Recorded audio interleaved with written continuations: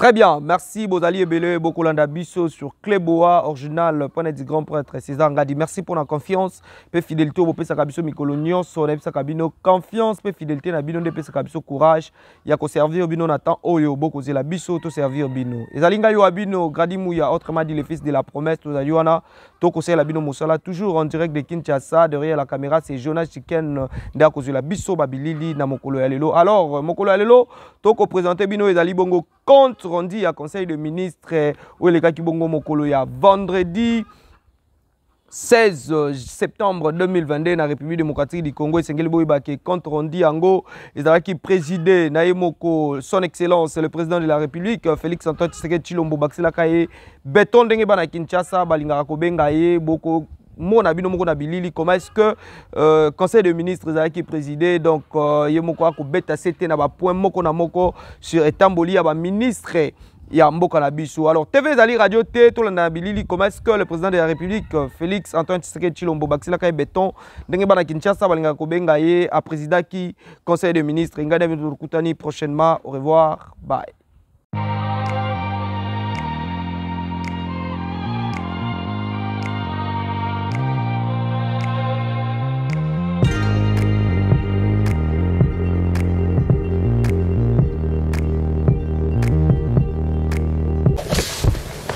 Compte rendu de la 69e réunion du Conseil de ministres.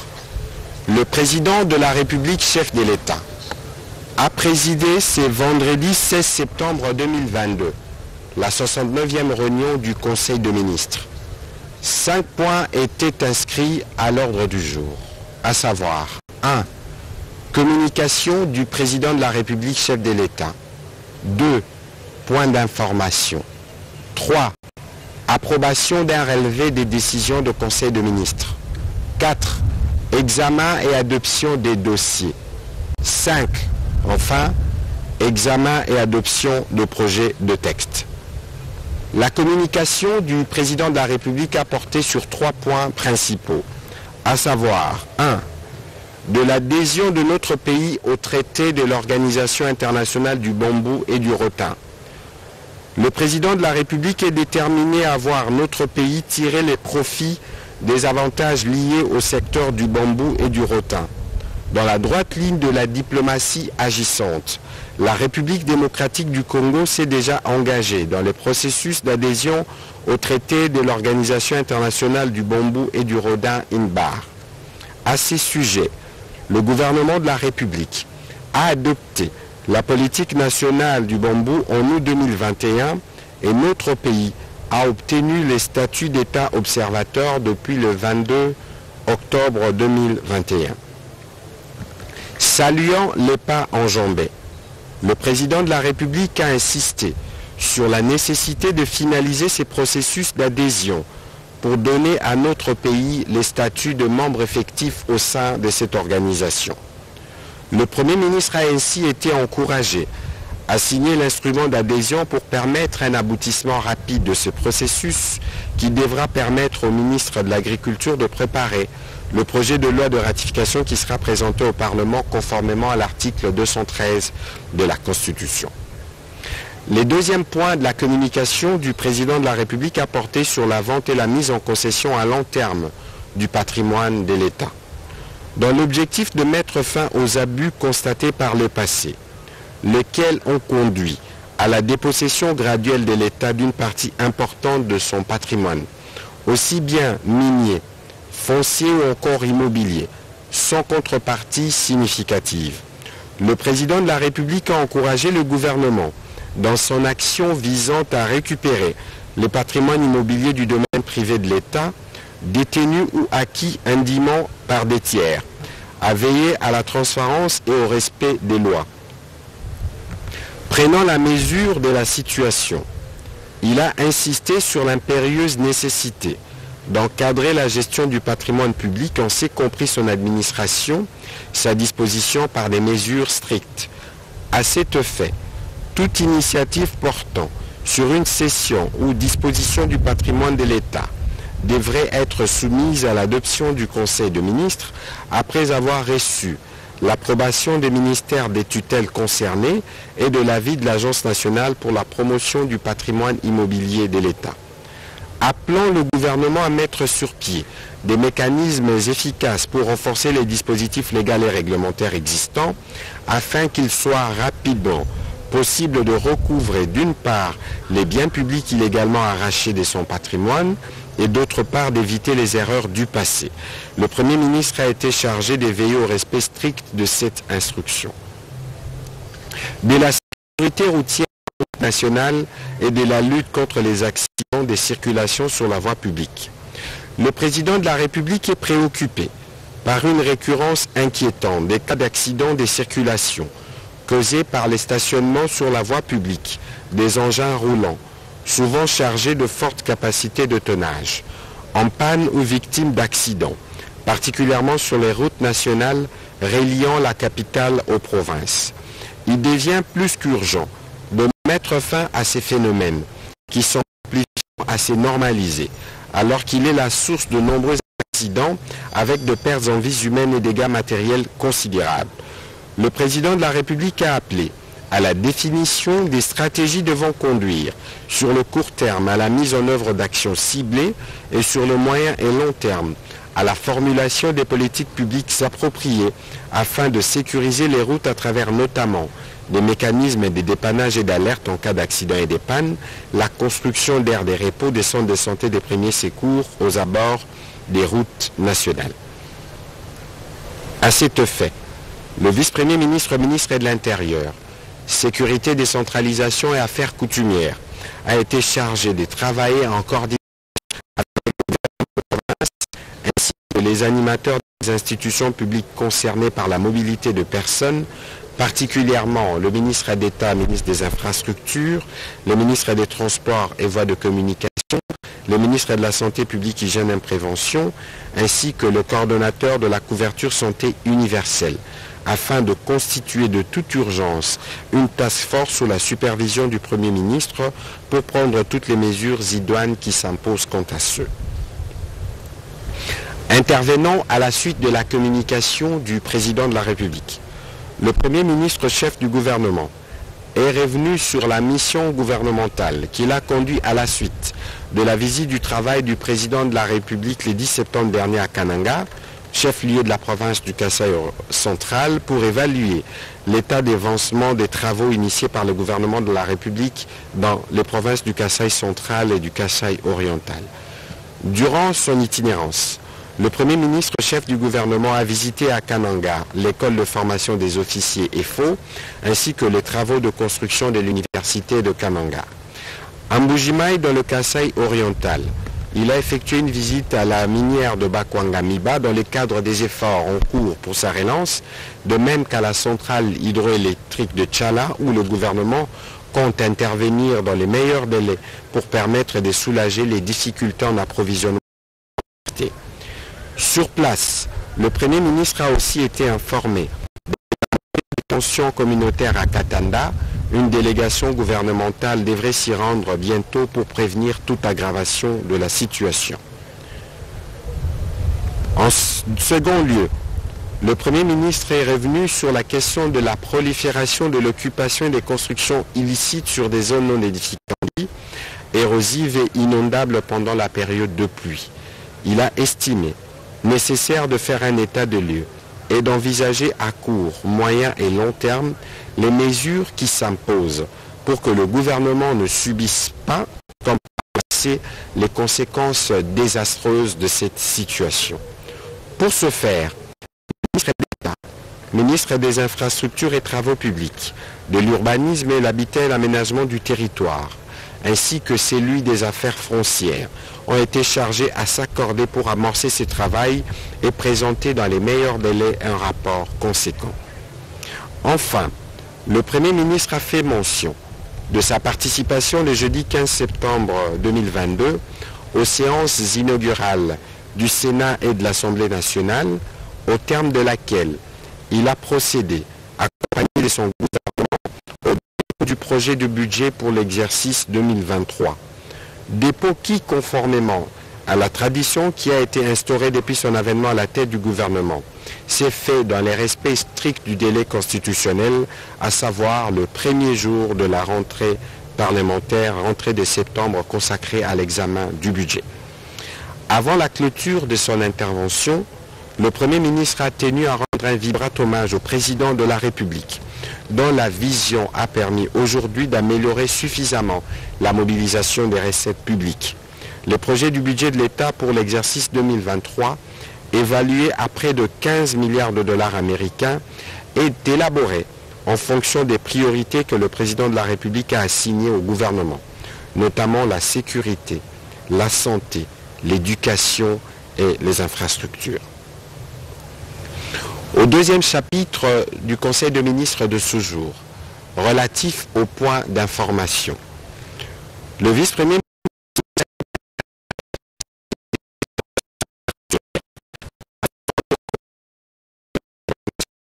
qui reste dominé par la poursuite des opérations militaires contre le groupe terroriste dans les provinces sous état de siège. Il est revenu sur quelques faits marquants les jours qui se sont passés, notamment l'ouverture de la session de septembre dans les deux chambres du Parlement, les lancements des travaux de la route Kalambambouji pour désenclaver l'espace Grand Kassai.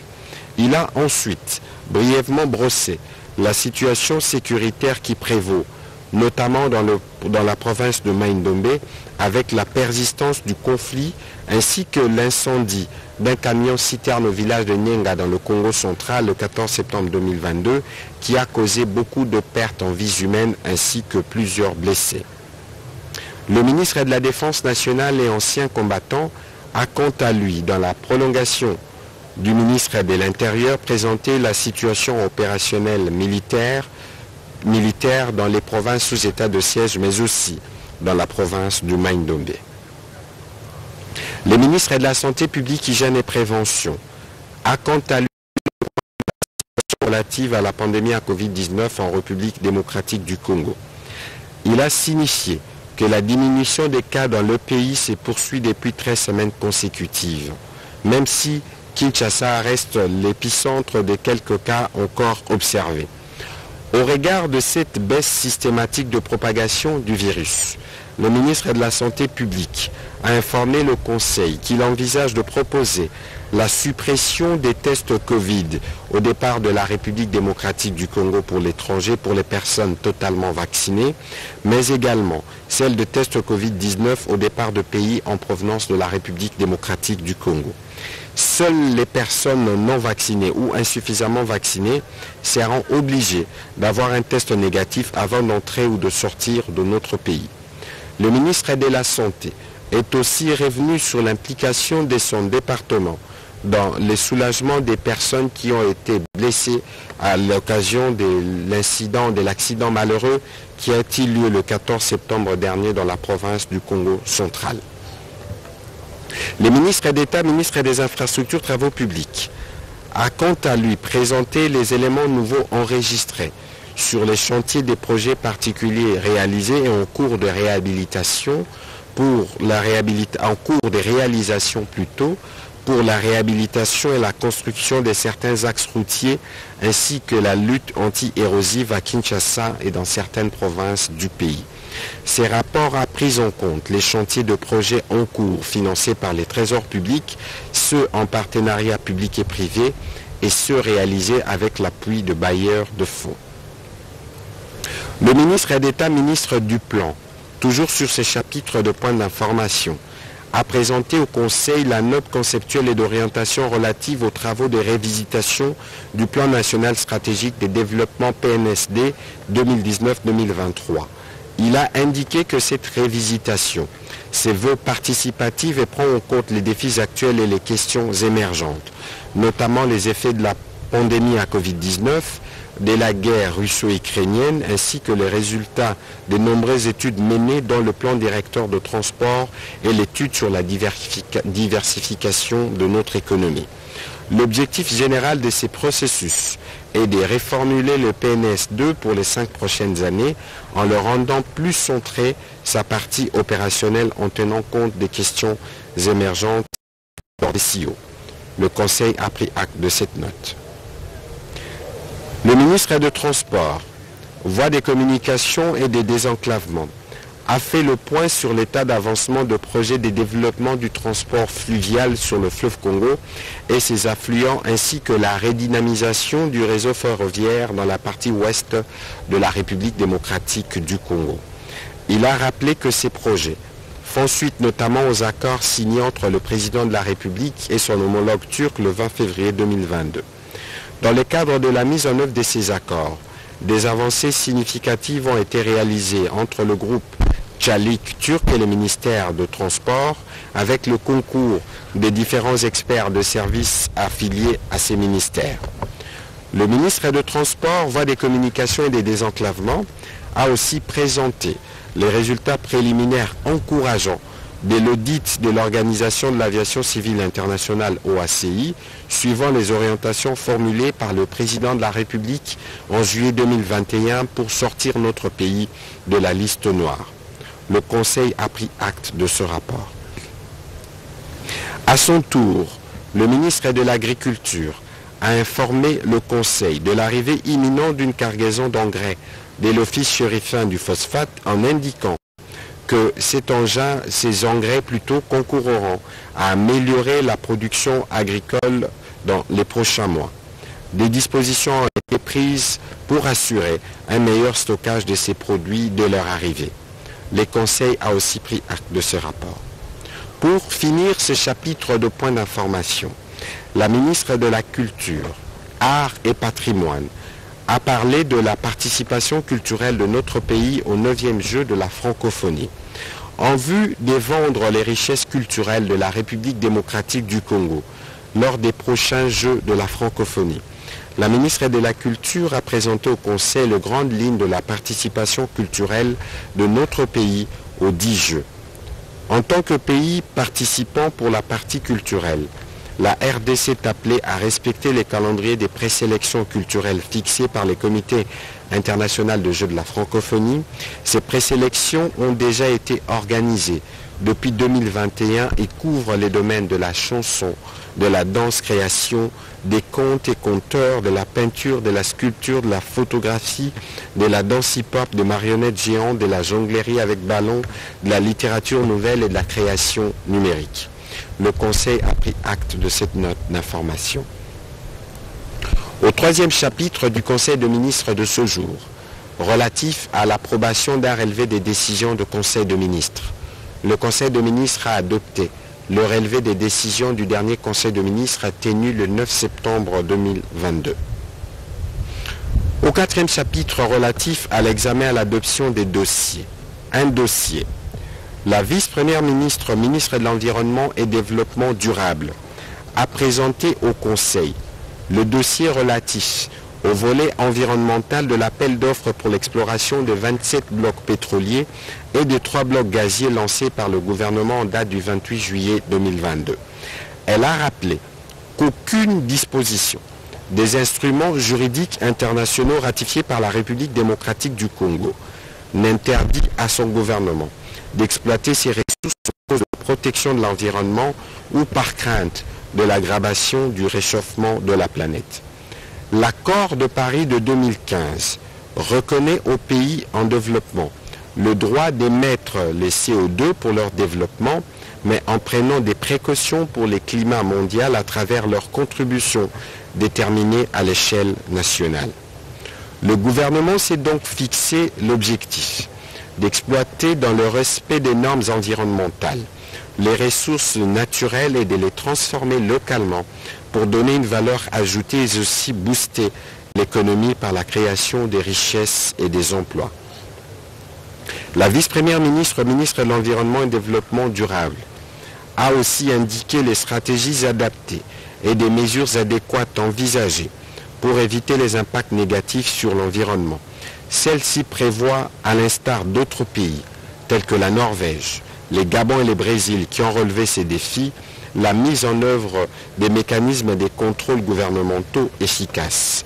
Il est question pour notre pays d'atteindre ses objectifs en préservant ses forêts et en continuant de demeurer les pays solutions d'abord pour les Congolais, mais aussi pour le monde à travers la lutte contre les réchauffements climatiques. Après débat et délibération, le Conseil a adopté ces dossiers. Dernier chapitre du Conseil de ministres de ce jour, relatif à l'examen et à l'adoption de textes. Premièrement, projet de loi des ratifications des ordonnances loi. Il concerne 20 textes, conformément aux dispositions des articles 129 de la Constitution et de la loi sur l'habilitation. Le Conseil de ministres a examiné et adopté 20 projets de ratification des ordonnances loi, découlant des actes qui ont été pris en vertu de l'article 4 de la loi numéro 22/022 du 17 juin 2022 portant habilitation du gouvernement. Il s'agit de lois qui ont été adoptées, des projets de loi qui ont été adoptés en Conseil de ministres portant notamment sur l'état de siège, sur d'autres questions liées à la programmation militaire du secteur de la défense, du secteur de la recherche scientifique, du secteur de PME. Les détails seront consultables au texte qui sera publié après lecture du compte rendu du Conseil de ministres de ce jour. La deuxième série de lois qui a été soumise à l'approbation du Conseil de ministres de ce jour, 3 textes du ministère des Finances. Le projet de loi autorisant la ratification de l'accord de crédit numéro E0710ZR du 1er juillet 2022, conclu entre la République démocratique du Congo et l'Association internationale de développement IDA, au titre du projet de facilitation du commerce et intégration dans la région de Grand Lac pour un montant de 76 millions de dollars. Projet d'ordonnance portant approbation de l'accord de don numéro 7150ZR du 1er juillet 2022, conclu entre la République démocratique du Congo et l'Association internationale de développement IDA, au titre du projet de facilitation du commerce et intégration dans la région de Grand Lac pour un montant de 76 millions de dollars américains. Le projet d'ordonnance portant approbation de l'accord de don numéro E0680ZR du 1er juillet 2022, conclu entre la République démocratique du Congo et l'Association internationale de développement IDA au titre d'un financement additionnel de 23 millions de dollars américains au projet de facilitation du commerce dans la région de Grand Lac. Il a indiqué que ces financements vont appuyer les efforts du gouvernement pour faciliter le commerce et améliorer la commercialisation de certaines chaînes de valeur dans les régions frontalières de Grand Lac. Après débat et délibération, ces 3 projets de textes ont été adoptés. Projet de décret portant organisation et fonctionnement du système licence maîtrise doctorat LMD. Le ministre de l'Enseignement supérieur et universitaire a présenté le projet de décret portant organisation et fonctionnement du système de licence maîtrise doctorat LMD dans les établissements d'enseignement supérieur et universitaire de la République démocratique du Congo. Il a indiqué que ces textes constituent la base réglementaire de la mise en œuvre tant qu'ils présentent le cadre légal d'application, les modalités organisationnelles ainsi que les mécanismes de fonctionnement. Ces projets de décret concrétise donc la vision du président de la République visant à améliorer la qualité de la formation de ressources humaines pour l'émergence du pays. Aussi favorise-t-il l'harmonisation de notre système d'enseignement au système régional et mondial, la mobilité des enseignants et des étudiants et la lisibilité des diplômes délivrés par nos établissements d'enseignement supérieur et universitaire. Il matérialise donc le programme d'action du gouvernement 2021-2023 dans l'axe sur la réforme du système de l'enseignement supérieur et universitaire. Après débat et délibération, le Conseil a adopté ce projet de texte. Dernier projet de loi soumis au Conseil des ministres de ce jour. Le ministre des Affaires foncières a soumis au Conseil le projet de loi modifiant et complétant la loi numéro 73-021 du 20 juillet 1973, portant régime général de biens, régime foncier immobilier, régime de sûreté tel que modifié et complété à ces jours. Évoquant les options fondamentales maintenues dans ces textes en modification, il a cité notamment le principe de la propriété exclusive, inaliénable et imprescriptible de l'État sur le sol, et par voie de conséquence, la domiciliation de toutes les terres congolaises, réparties en terres du domaine public et celles du domaine privé de l'État. D'autre part, et d'autre part, excusez-moi, et en terres urbaines et terres rurales d'autre part. Outre la réécriture de certains articles pour besoin de précision, de cohérence et d'adaptation par rapport à l'évolution juridico-institutionnelle issue de la Constitution du 18 février 2006 et des textes légaux particuliers postérieurs, ces projets de loi reprend 16 innovations. Il s'agit notamment l'agencement cohérent des compétences entre les niveaux national, provincial et des entités territoriales décentralisées, étant donné que la gestion du secteur foncier relève des compétences concurrentes entre le gouvernement national et les provinces et que certaines matières ont été définies comme relevant de la compétence exclusive de province. L'incorporation des régimes spécifiques à l'usufruit, l'usage et l'habitation et les compléments du dispositif des servitudes foncières. La suppression du paiement des redevances foncières en nature, le renforcement des conditions d'accès à la fonction des conservateurs de titres immobiliers ou des chefs des divisions du cadastre, de même que l'instauration de la responsabilité pénale et civile du conservateur des titres immobiliers, du chef des divisions du cadastre et des agents sous leur autorité pour toutes les fautes commises dans l'exercice de leurs fonctions, les renforcements du régime des infractions en matière foncière et immobilière et du volume des peines y applicables, etc. Par conséquent, ces textes constituent donc le cadre légal conforme aux orientations et lignes directrices de la politique foncière nationale approuvée en Conseil de ministres au cours de sa réunion du 15 avril 2022. Après débat et délibération, le Conseil a aussi adopté ces projets de loi. Commencé à 12h40, la réunion du Conseil de ministres a pris fin à 17h55. Je vous remercie.